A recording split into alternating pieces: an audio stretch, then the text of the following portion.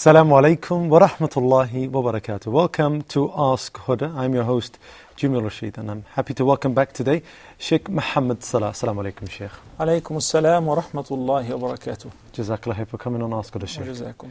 Okay, let's remind you of our telephone numbers. You can dial 202, that's the country code. Then it's 38555 or 249. Our email address is ask@huda, HUDA.TV. Sheikh, let's start off with this question from Sister Charmaine Lewis from Oman. It's from the internet. She says, I'm 27 years old, originally from Pakistan, but I've been living in Oman for many years. Recently, I've moved to America. When I returned, I found out that all my family, who were Christians, accepted Islam. Alhamdulillah, mashallah. My parents, my brothers, and my sisters. She says, now I'm with them every day. We talk about Islam, and I'm convinced by Islam. I just have a few questions, she says. And the first of those, she says, I want to convert, or rather revert, to Islam. But she says, am I doing this for the wrong reasons? Am I doing this because I'm surrounded by my family?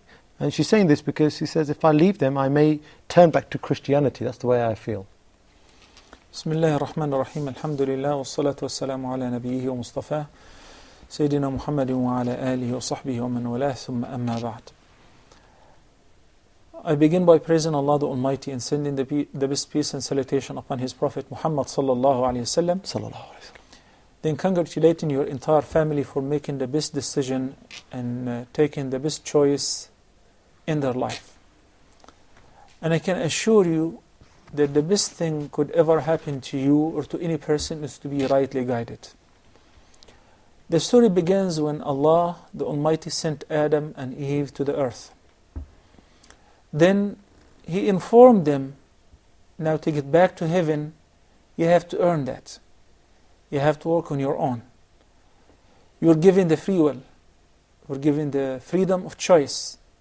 So if you choose to worship Allah and recognize His oneness, you will come back to heaven eternally. And there is no fear nor sorrow upon you. But if you make the other choice, any other choice, and you do not take Allah subhanahu wa ta'ala as the only God who is worthy of worship, فَأُولَٰئِكَ أَصْحَابُ النَّارِ هُمْ فِيهَا خَالِدُونَ. As Allah subhanahu wa ta'ala said in more than one place in the Quran, and this place I'm referring to is in the second chapter, it's called Surah Al-Baqarah. وَالَّذِينَ كَفَرُوا وَكَذَّبُوا بِآيَاتِنَا أُولَٰئِكَ أَصْحَابُ النَّارِ هُمْ فِيهَا خَالِدُونَ.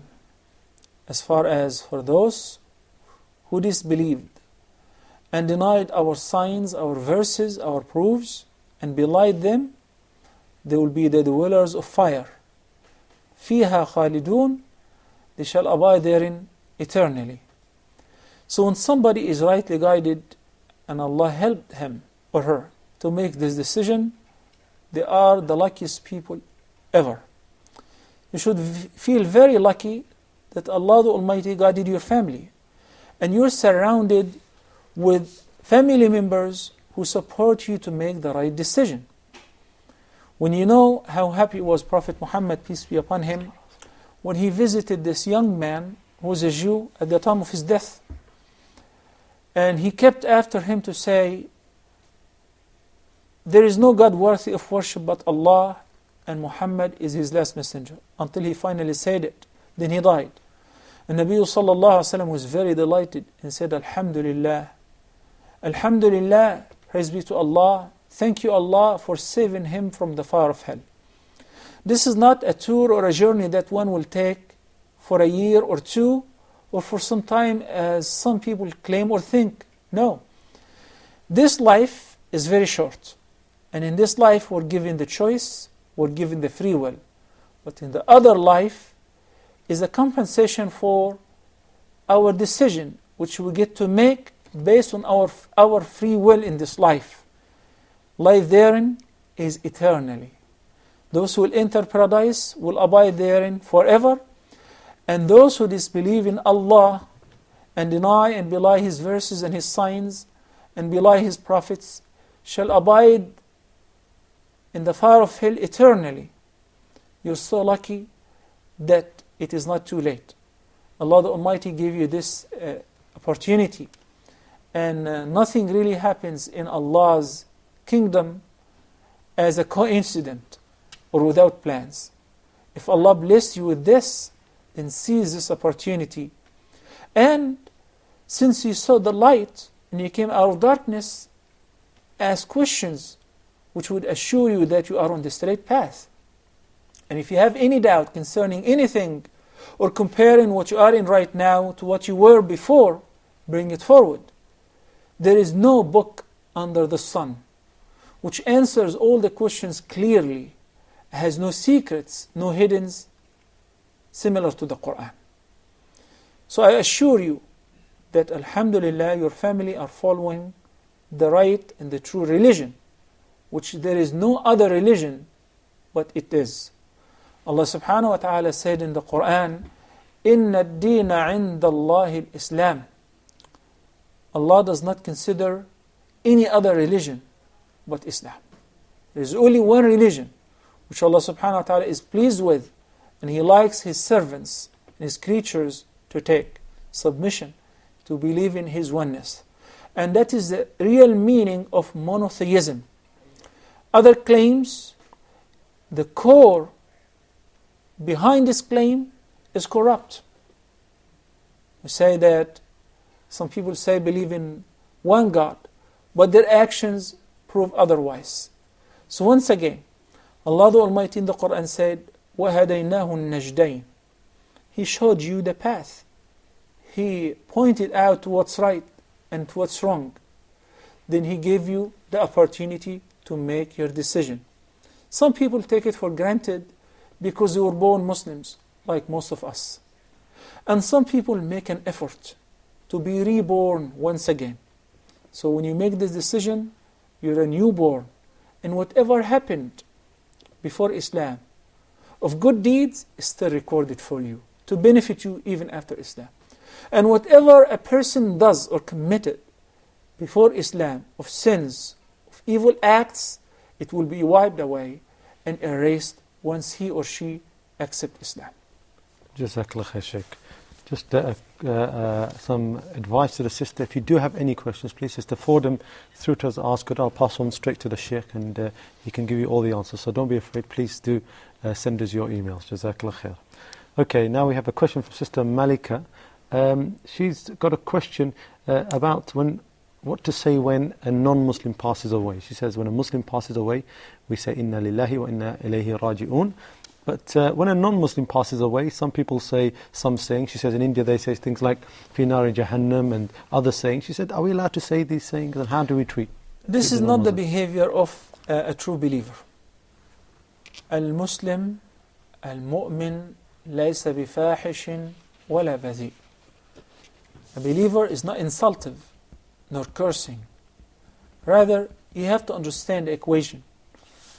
The sister or the questioner says that whenever a Muslim dies, we say, Inna lillahi wa inna ilayhi raji'un.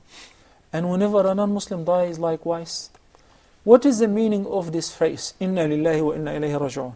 Does it only apply if some Muslim die? No. When you understand its meaning, you realize that it fits everyone. It literally means we all, Muslims and non-Muslims, humans, animals, and jinn, we all belong to Allah, and unto Him we shall return. Are the kuffar an exception? Will they not be returning to Allah subhanahu wa ta'ala? They will, of course. This statement might only hurt the family of the deceased, while we are encouraged to give the condolence to the family of the deceased, even if they are non-Muslims, as long as they do not oppose you with regards to your religion. They do not force you to change what Allah subhanahu wa ta'ala commanded you to do, or change your faith. They do not kick you out of your homes or expel you out of your countries. So deal with them on the basis of kindness and gentleness. Do not say anything that could be misinterpreted. And their fate is up to Allah subhanahu wa ta'ala.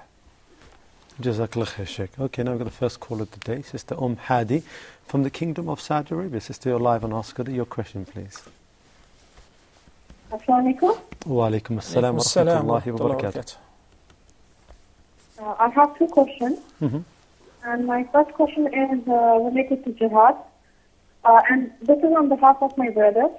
He wants to know what are the Muslims of this time supposed to do as far as fighting in the cause of Allah is concerned. As he has read that each one of us will be asked on the day of judgment as to what we have done in this regard. No. And my second question is that while we are reciting the Quran, if we do not prostrate on the ayats where we are supposed to prostrate, what do we do? Do we have to prostrate later, twice, or just once, or we don't need to prostrate if we don't prostrate at that time while we are reciting? Thank you. Okay. Jazakallah, Sister Hadi there from the Kingdom of Saudi Arabia. Brother Hisham, one of our younger viewers from Qatar, Sheikh, he's 13 years old and he's got a question about the internet and TV. He says the internet is full of bad things, which I have no intention of looking at, he's saying, but sometimes accidentally they pop up on your screen. And he says the same with TV. I may be watching a good channel like Huda, but unfortunately when you're flicking, you may go onto wrong channels. He says, are we really allowed to use this kind of technology, TV and the internet, knowing that so many bad things are there and they can influence you? There are some programs, of course, which the internet users are aware of, such as parental control and so on, that if you install on your machine, it will block all the bad sites and offensive things from appearing and popping up on your screen. You can do it on your own, and the parents must make sure that their homes and their internet service and their computers are free from this filth, because we don't want to take a chance. It might happen the first time, then one would lower his gaze or turn away or shut it down, but next time might be effective and so on. And the shaitan is there. Oneself is inclined into evil by nature. So we have to seek the help of Allah subhanahu wa ta'ala and utilize all the useful means to block this and stop it. As far as not using this facility at all, it depends. I personally met with somebody who is a great scholar and said, I will never ever log on into the internet. I said, why? He said, I cannot afford, it might pop up at any time something that would weaken my heart. My heart is weak. So everybody knows best about their hearts, the strength of their faith, and whether they can afford it or not. So based on the benefit-risk ratio, if you think that logging on, even though browsing good sites, that might lead you to that, then abstain from it completely. Avoid the fitna, avoid the temptation, because Allah subhanahu wa ta'ala in the Quran ordered us to lower our gaze في Surah An-Nur as a mean of protection against the major sin, which is committing adultery. So what leads to sin is a sin as well. But the internet is a very useful mean of learning, of spreading the message and the word of Allah subhanahu wa ta'ala for those who know how to use it properly. Jazakallah khair, Sheikh. Okay, now we have Sister Sobia from the Kingdom of Saudi Arabia. Sister, you're live on Ask Huda. Your question, please. Assalamu alaikum. Wa alaikum assalam wa rahmatullahi wa barakatuh. Okay, I have three questions. Okay, the first question is, before marriage, are the bride and groom, are they allowed to meet? And if so, under what conditions, how many times can the girl uncover her face and sit with a mahram and the guy probably, and how long can they talk for? What are the conditions for meeting and how many times can you meet? That's my first question. The second question is that I heard that if in a marriage contract you can set some conditions. I'd like to know, what is the evidence for that? Is that allowed? Was it done in the Prophet's time or not? Okay. And the third question is that the literate people and the illiterate people, will their judgment on Yom Al-Qiyamah be the same? I mean, in the sense that literate in the worldly knowledge. I mean, there are people who have worldly knowledge, they're rich perhaps, and they have access to a lot of, they have a lot of time, and they have a lot of access to a lot of resources that they can learn the knowledge of the deen. And for instance, there's some illiterate man who probably does not have a scholar in his village, and he's spending his whole day working. So, I mean, will their judgment on Yom Al-Qiyamah be the same? Okay. Okay? Okay, Jazakallah khair, Sister. Barakallah feek. Okay, I just got Sister Sobi's questions there. Jazakallah khair. We've got now Sister Aisha from the Kingdom of Saudi Arabia. I think it's Sister Aisha. Sister, you're live and ask her your question, please. Assalamu alaikum wa rahmatullahi wa Alaikum barakatuh. assalam Wa alaikum assalam wa rahmatullahi wa barakatuh. My questions are on behalf of my 9-year-old son. He would just like to ask the Sheikh why a week has 7 days. And the second question is, he says that if you read 1/3 of the Quran, you get, if you read Surah Ikhlas, No. you get the sawab of 1/3 of the Quran. So he says, why don't we just read the Surah Ikhlas 3 times and get the full reward of the reading the Quran? Okay. My second question is for Brother Jamil. I just want to know if there is a repeat telecast of the program Correct Your Recitation. Okay. Because we often go to Makkah for the Salatul Jummah and we miss this program by the time we come back to Jeddah. Okay.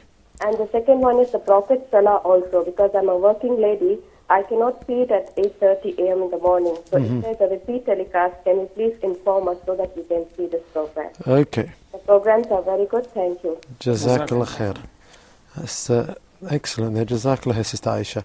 Just some information for Sister Aisha and all the viewers. If you've got any questions at all about Huda TV, please send an email to feedback@Huda TV. They get answered promptly. And also, we have a program called Inside Huda. And in that program, you can ring in live and speak to Brother Fuad, I do believe, who hosts this program, where you can discuss any issue at all, anything that you want to speak about regarding Ask It or any other program. Jazakallah khair. Okay, Sheikh, I've got a question here from Brother Mustafa Abdul Rahman. It's from the internet. It's regarding gold-plated adornments for men. Are men allowed to wear gold-plated adornments? Not gold itself, say a watch with gold plating, or even sometimes you see cufflinks with gold plating and so forth. First, I would like to share with the viewers, because some of them might not know that gold is forbidden for men, similar to silk. And they would ask that why these people are asking about electroplating. And Nabi sallallahu alayhi wasallam held both gold and silk, each one in one hand, and said, these two are forbidden for the men of my ummah and permissible for the women. Also, Abdullah ibn Abbas, may Allah be pleased with him, in a sound hadith narrated that once Nabi sallallahu alayhi wasallam saw a man who was wearing a golden ring in his finger. فَنَزَعَهُ مِنْ يَدِهِ. So Nabi sallallahu alaihi wasallam proceeded on and he took off this ring, golden ring, out of the man's finger and he threw it on the floor. Then he remarked saying, يَعْمِدُ أَحَدُكُمْ إِلَى جَمْرَةٍ مِّنَ النَّارِ فَيَضَعُهَا فِي يَدِهِ. Why is it that one of you would tend to wear a burning coal around his finger? That was a statement of the Prophet ﷺ after he threw the ring away. So the Sahaba understood that wearing gold for men is such a great sin that it is similar to wearing burning coal or putting a burning coal in your hand. To the point that after the Nabi ﷺ, the Prophet ﷺ left, some of the companions said to the man, pick up your ring. You can benefit out of it, you can sell it. He said, no. Not after the Prophet ﷺ threw it away. I'm not going to pick it up. The hadith shows us the immediate compliance with the teachings of Allah and His Messenger ﷺ. Gold and silk in any form or shape are prohibited for men to wear. Then gold and silver are totally prohibited for men and women, adults or young, to use in utensils, in mugs, in plates, in glasses. It's totally prohibited. The Prophet ﷺ says, one who eats or drinks in the utensils which are made of gold or silver, فَإِنَّمَا يُجَرْجِرُ فِي بَطْنِهِ نَارَ جَهَنَّمَ. He's similar to one who's actually admitting and entering into his stomach and abdomen piece of fire, piece of the fire of hell.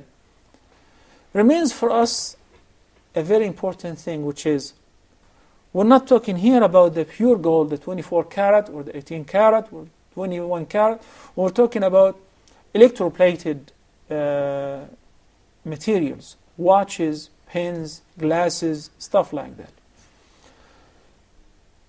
As it is our tradition, we don't just give one opinion which we think we prefer and that's it, but we share with the viewers for the purpose of education. The vast majority of the fuqaha and the scholars said even gold-plated substances or utensils or watches or glasses are prohibited as long as it is gold, whether the amount is a lot or a little.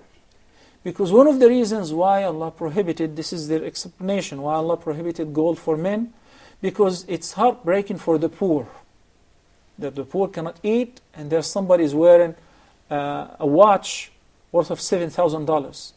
I have seen somebody who was performing Hajj with me once, and he was talking to me that, do you know how much is this watch?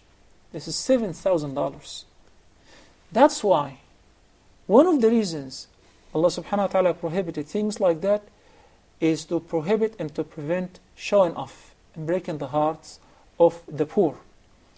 So wearing anything which appears as it is gold takes the same ruling. This is the opinion of the vast majority. The opinion of Imam Shafi'i and his school of thought is, it depends.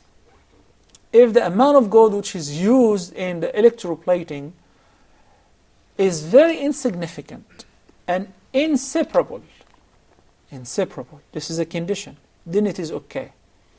Because you know that gold resists rust, it does not get rusted, it does not rust. So sometimes people tend to electroplate certain things such as the glasses which they wear regularly, or the hands on the watch, or the markers, not the whole watch.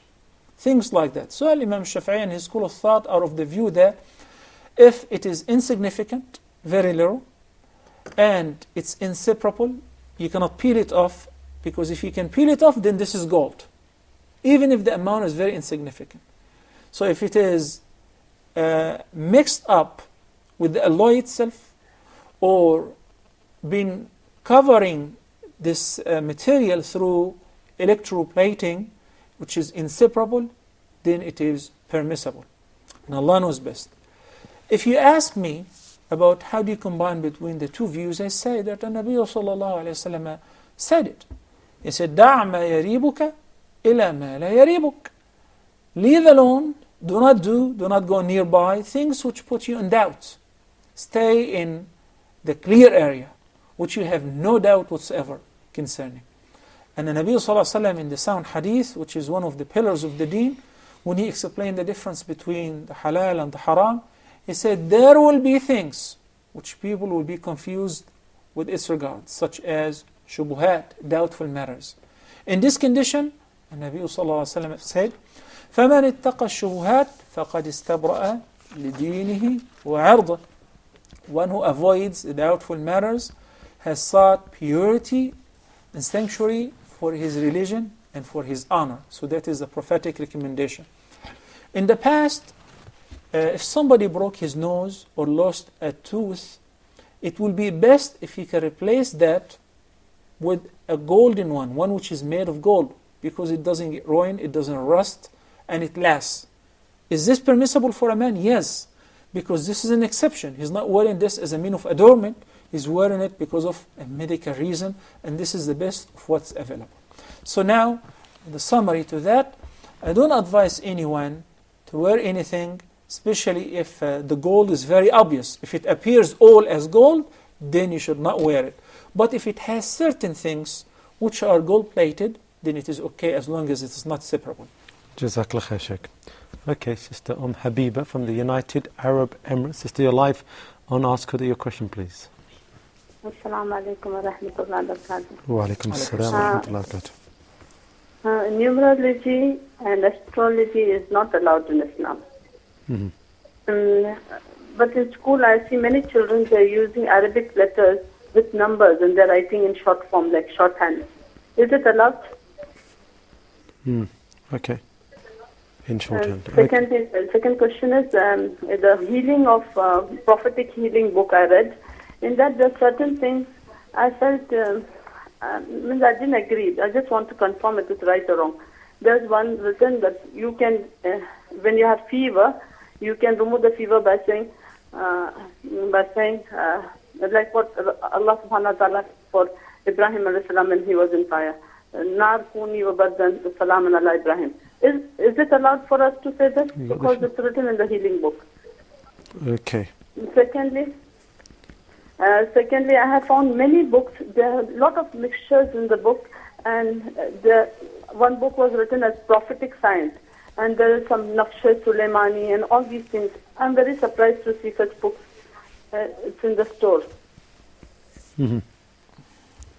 What should we do about all these things when it comes in front of us? Okay. And the last question I have. Okay. I always listen to the Quran qira'at from the cassette. There is Saad al-Ghamidi and Abu Bakr Shatri. I love these to listen. Whenever I'm putting this cassette and reading with the Musaf from the Quran, I find that especially in Saad al-Ghamidi, 2-3 words are not missing. And I went and returned to the shop. 3-4 shops, it was happening the same thing. And I told them that you have to bring in a picture that it is wrong because 2-3 ayats are not there in the cassette. Okay, that made mistakes. Okay. No. Okay. What should I do about it? Okay. Thank you very much. Okay. Assalamu alaikum. Wa alaikum assalam wa rahmatullahi wa barakatuh. Now we have Sister Zahra from Bahrain. Sister, you're live and ask her your question, please. Assalamu alaikum. Wa alaikum assalam wa rahmatullahi wa barakatuh. Yes. I have a personal question to put forward. Mm-hmm. Please provide me the contact number. Sorry, could you raise your voice slightly, sister? Raise your voice. Can I ask the... Yes, you can take it, sister. Is the telephone number? Yes, okay. Do you have another question, sister? No, I don't think... No, I don't have any other question. Okay. I have a personal question only. Okay. Okay then, Jazakallah khair. No problem. If you could just ask the director there to pass on the details of the Sheikh there. Jazakallah khair. Sister Zahra there from Bahrain. Okay, Sheikh, I've got a question here. It may sound like a very simple question from the internet, but it's such a nice question, really. The sister says, Sister Samar from Yemen, how's the best way to thank Allah? You always bring the big questions in the last minute. Just before the break. Now we've got a couple of minutes, inshallah. Ash-shukr is a great act of worship. And ash-shukr could be fulfilled by, number 1, the heart, 2nd, the tongue, 3rd, the organs, the limbs. The heart, by recognizing that all the gifts and the blessings which we enjoy are bestowed upon us by Allah subhanahu wa ta'ala. I remember once in the Athar that Prophet Moses said, "Oh Allah, I don't know how to thank you enough for all the great things that you gave us and you bestowed upon us." So Allah subhanahu wa ta'ala answered him that you just did. How? By recognizing that all of that is from me, this is how you thank me. Recognizing the gifts are all from Allah subhanahu wa ta'ala. وَمَا بِكُم مِّن نِعْمَةٍ فَمِنَ اللَّهِ. Whatever you have of a gift or a blessing is only from Allah subhanahu wa ta'ala. Second is by expressing your gratitude by thanking Allah subhanahu wa ta'ala by the tongue. And Allah subhanahu wa ta'ala made it very easy for us, and He taught us how to thank Him. That every Muslim, the least level Muslim, at least does that 17 times a day when he says in the beginning of recitation of Surah Al-Fatiha, Alhamdulillahi Rabbil Alameen. All praise and thanks are to Allah, the Lord of everything that exists. Then, through your actions, by utilizing the ni'am which Allah bestowed upon you in things which would please Him. So if Allah bestowed upon us a ni'mah and somebody uses this to oppose Him and to disobey Him, this is the worst way of being ungrateful to Allah subhanahu wa ta'ala.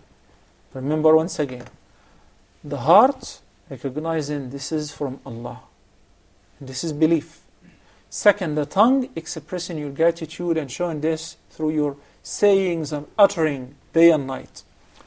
Third, the practical shukr is through utilizing the gifts which Allah subhanahu wa ta'ala bestowed upon you in things which please Allah subhanahu wa ta'ala, and not challenging Him with His gifts through disobeying Him.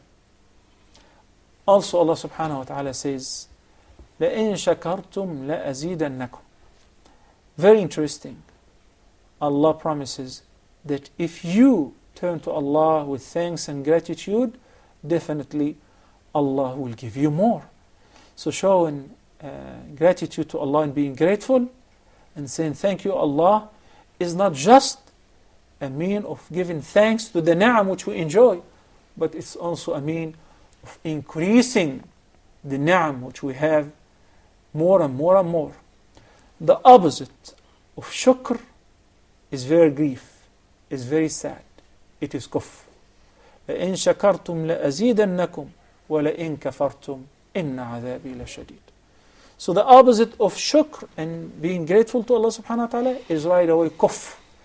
And if you turn to Allah with disbelief and being ungrateful to Him, then a severe torment is waiting such person. May Allah protect all of us. Ameen. Jazakallah khair, Shaykh. Okay, just before the break, we have Sister Asiya from the Kingdom of Saudi Arabia. Sister, you're live on Ask Huda. Your question, please. Assalamu alaikum. Wa alaikum assalam wa rahmatullahi wa barakatuh. Alhamdulillah, I am resident of Jeddah. When there is Adhan time, I hear Adhan from several masjids. Words are overlap, and I can't catch the exact wording. Whatever I catch it, I say along with that. And then after the end, I say salam to Prophet sallallahu alaihi wasallam and a dua. Am I right or wrong? And question number 2. Am I supposed to stop the Islamic program on TV when I hear the adhan, when I know that the program is not going to be rerun? Jazakallah khair. Okay, barakallah feeki. That's Sister Asiya from the Kingdom of Saudi Arabia. With that, we're going to take a short break and inshallah return in a couple of minutes. Stay with us. Assalamu alaikum wa rahmatullahi wa barakatuh.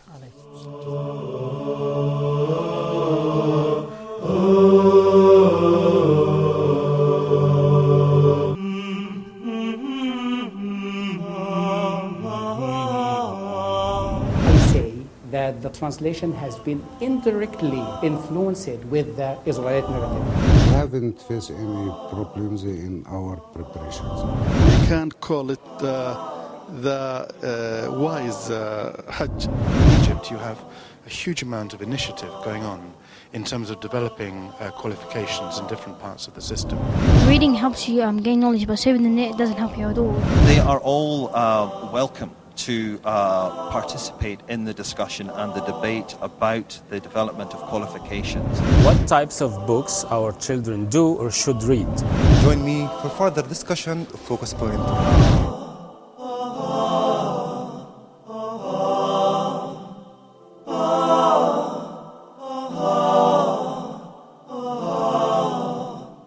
Huda, a light in every home.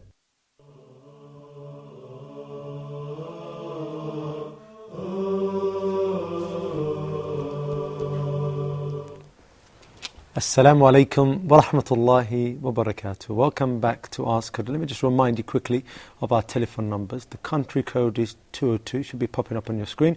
Then it's 38555 248 or 249. Okay, I've got now a call from Sister called Huda from Egypt. Sister, welcome to Huda. You're live. Your question, please. Assalamu alaikum. Wa alaikum assalam wa rahmatullahi wa barakatuh. I want to ask about showing.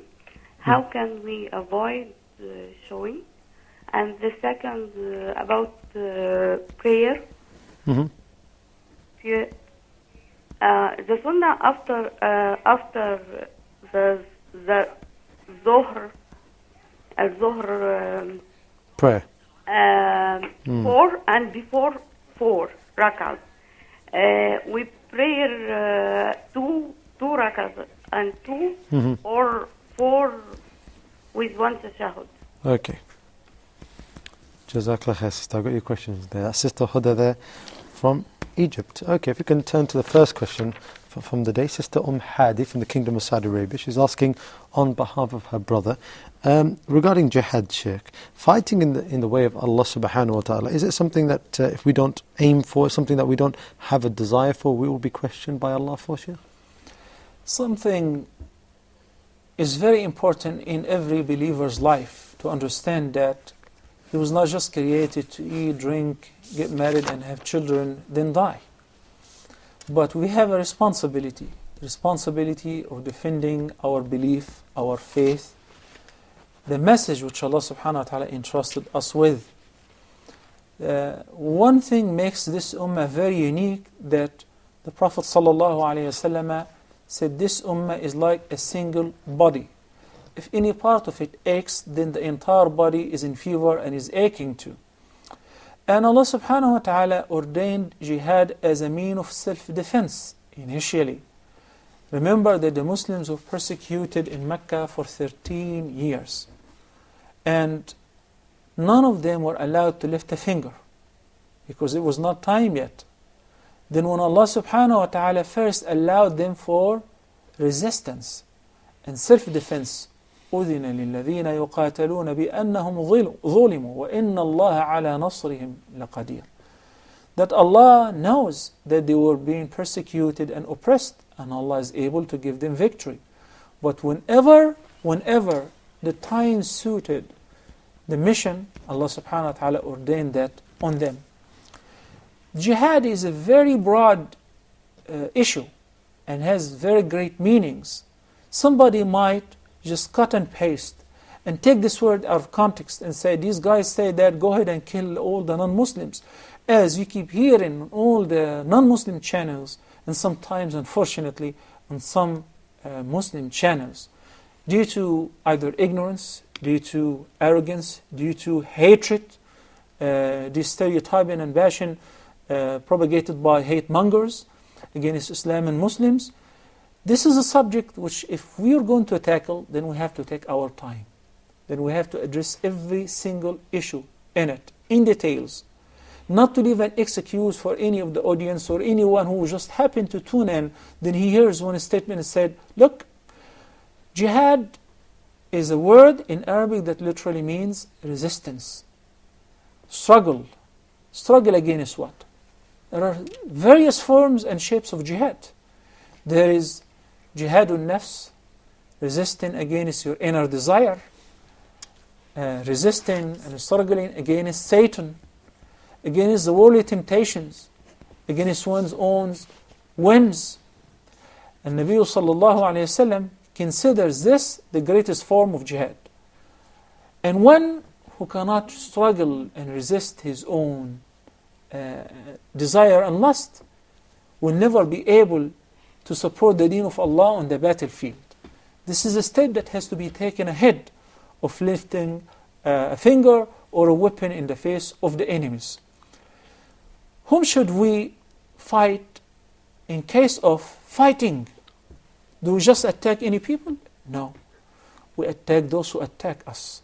We attack those who hinder people from the path of Allah subhanahu wa ta'ala and prevent them from practicing their religion. And that's why the scholars classified fighting, for many of the viewers who are non-Muslims and first time to hear about jihad. Jihad is a right that is preserved by all the human rights by laws and the United Nations Constitution. Every nation, every community has the right to defend itself. This is exactly what Allah gave Muslims. So, in case that the enemies attack a Muslim community somewhere, and we said that the Muslim ummah at large is one single ummah, whether in Pakistan, in Saudi Arabia, or anywhere, one single ummah. If any part of it is suffering, then the entire ummah is suffering as well. So if any part of the Muslim world is being invaded, then it becomes on the entire ummah incumbent to defend this part until they gain victory over their enemies. But that doesn't happen, brothers and sisters, on individual basis. To wage a war, there has to be a reason, there has to be legitimacy, there has to be a commander of a chief and an emir. What some people do, individual acts, and they set a bomb here and there, that has nothing to do with Islam. And what they hurt is much greater than what they think that they're introducing any benefit to the community or to the ummah. We understand that Muslim ummah nowadays is very weak, is very oppressed. One of the very important reasons behind its weakness, because they gave up on the right of self-defense, of defending their religion, of defending their brothers and sisters. One day this ummah was so great that if anyone anywhere was attacked, a whole army, a whole ummah will move to rescue this person. As they say that once during the Khilafah of Al-Mu'tasim, a Muslim woman was captured and she made a cry calling on the Muslim Caliph. So he sent to the Roman emperor a letter saying that from the servant of Allah, Amir al-Mu'mineen, the leader of the believers, to the Roman's dog, if you don't set free the Muslim woman, I'm going to send you an army. You'll find its beginning right there at your palace, and its end right here with me. So right away, the Roman emperor set free the Muslim woman, and he sent her in a safe company, in protection, because he was afraid that the Muslim Caliph is going to execute his threat, and is going to do whatever he said. But now, people are busy with their livelihood, busy with their food, busy with lower things. They just want to live. Because of that, we ask Allah subhanahu wa ta'ala to appoint a rightly caliph who would lead this ummah towards success, and who would lead this ummah towards success according to the guidance of the book and the sunnah. Jazakallah khair, Sheikh. Okay, now we have Brother Asif from Oman. Brother, you're live on Ask Huda. Your question, please. Assalamu alaikum wa rahmatullahi wa barakatuh. Wa alaikum assalam wa rahmatullahi wa barakatuh. My question, Sheikh, is what is the ruling in Islam with regards to photography, specifically taking photography of family members like kids and wives, for example? But I do understand that some are of the opinion that taking photography is similar to painting or drawing, which is haram in Islam as per the Prophet's hadith. Yeah. But what if we take the photograph of children or of one's wife? Of course, I know that we shouldn't share that with any other member, non-mahram or even other members of the family, but can we take such photographs and keep as soft copies? No. Okay. Barakallah feek. Brother Asif there from Oman. Now we have Sister Alia from the Kingdom of Saudi Arabia. Sister, you're live on Ask Huda. Your question, please. Assalamu alaikum. Wa alaikum assalam wa rahmatullahi wa barakatuh. I have two questions. The first is regarding the wudu. Is the wudu regarded invalid after eating anything which is cooked in fire? Cooked in, sorry? In fire. Okay. In fire. Okay. And the second is regarding the sugarcane cultivation. In a place like India, if the land is kept uncultivated, the government gets dominated over it. And the sugarcane is cultivated in India to get mainly sugar and wine. It keeps the land engaged for at least 3 years. We do not have any intention of giving the cultivated sugarcane to the wine company. So are we supposed to cultivate something like this or not? Okay. Assalamualaikum. Alaikum assalam wa rahmatullahi wa barakatuh. Sister Alia there from the Kingdom of Saudi Arabia. Okay, the second question from Sister Hadif from the Kingdom of Saudi Arabia, Sheikh, also was regarding praying salah, coming to a mark in the Quran where you have to make prostration, but not making prostration, finishing the salah. Does she have to rectify this by making some prostration to correct this, Sheikh? We said before, sujood al-tilawa, upon reciting one of the 15 verses which are distributed in the entire Quran, there are 2 of them in Surah Al-Hajj, which normally you see a line drawn beneath the word which contains a command of sujood or an indication to prostration, that it is sunnah. It is recommended to prostrate yourself, whether in the salah or outside the salah. And why isn't it not wajib? Because sometimes a reciter before the Prophet ﷺ recited a verse which contained sujood and he did not prostrate, and accordingly Nabi ﷺ did not prostrate, nor did he order him to do that. So basically, if you did not do it, there is no sin upon you. But it's highly recommended every time you hear ayah to sajda and the reciter makes sujood, then you should make sujood. Or if you're reciting yourself, then you should make sujood, and if you did not do it, there is no sin upon you. Jazakallah khair, Sheikh. Okay, Sister Sobia from the Kingdom of Saudi Arabia. She rang regarding the conditions between a bride or somebody who's going to get married to people. She just wants to know, what's the conditions in regarding the meetings? How many times can you meet? Can you uncover your face? How many times? How long can you speak for? How long can you sit with this person? Just the conditions for meeting a person, and how long this can take as well, Sheikh. First of all, Islam does not only allow the groom or the person who's interested in a girl as his life mate to look at her. No, also, Nabi Sallallahu Alaihi Wasallam ordered somebody who got engaged, said, have you seen her? He said, no. He said, no. انظر إليها فإنه أحرى أن يؤدم بينكما. It is very important to look at her in order to really decide whether you like to have her as your wife or not. As she too has the right of looking at you and examining you and talking to you and asking you questions to figure out if you're going to be a good mate or not. So basically that could be done once, twice, and several times until you're satisfied in a very legal way, which is you only see the hands and the face. The face expresses the beauty of the entire body and the beauty of the individual. And it gives you a clear idea of the complexion of the skin of the person. So this is all what you need. Whether you do that at home or you do it whenever she has any opportunity of going out or visiting family members or friends or at school, whatever. But once you decided and you went to her father or her guardian and you asked for her hand, you proposed to him, and you were accepted, now you are engaged. Many people misunderstand the nature of this relationship. Engagement is nothing more than a promise.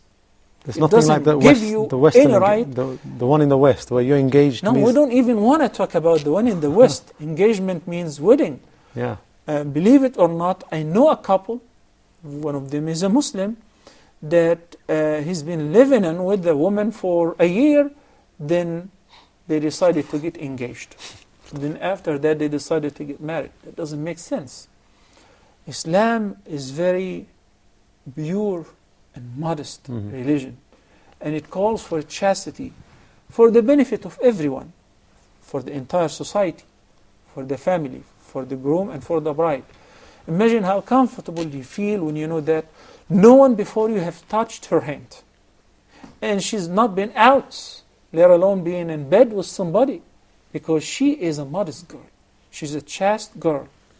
So, once you're engaged, engagement means this is some sort of a promise that one day we'll get married. I always advise the viewers and those who ask me and family members, friends and students that the engagement period has no really limit or a set time, but it shouldn't be long. It should be very fast and quick. Not to be boring, and not to give an opportunity to the couple to have a conversation which could swing them or swing with them into an area which is prohibited. So that's why, as long as you're engaged, it does not allow you to do anything that was not allowed before, such as going out with her, or touching her hand, shaking hands with her, or hugging her, or kissing her, or seeing other than the face. Coming to seeing the face. If the girl is wearing niqab, and she got engaged, and the groom made up his mind, and she made up her mind, and they settled for that, and there's a promise of getting married, then you should keep your niqab on, because he has already decided. Engagement is just mere promise of getting married. Okay, we're running out of time, but I just want to clarify one or two things quickly for the sister. So, if she wants to have one or two meetings with this prospective spouse, 1, 2, and 3, and 5, as long as they're engaged in the presence of her male mahram. Okay, so never alone. Or never like a mother or a sister. It's got to be a male mahram there. Okay, it is best to have a male mahram. But if this stranger, he's still a stranger, comes at home, and there is only a couple of ladies, who is he? He's just a fiancé. He's no one. Because she can say, I cancel this deal. I'm not interested anymore. In the case of engagement, she may void it, or he may void it, and there is no commitment whatsoever on both parties. So we have to have a male mahram, somebody who's an adult. The purpose of having the male mahram is to prevent any sort of temptation. Imagine remember when you got engaged and you visited your in-law's house, as long as your father-in-law was sitting, of course you would not even think of saying anything that is outlaw. You will be focused on asking questions which would really help you to formulate a decision. Jazakallah khair, Sheikh. You're bringing back memories now. You've got to stop it there. Okay, we've run out of time today. Jazakallah khair for all your questions today. Please don't forget our email address, ask@huda.tv. Well, until next time, assalamu alaikum wa rahmatullahi wa barakatuh.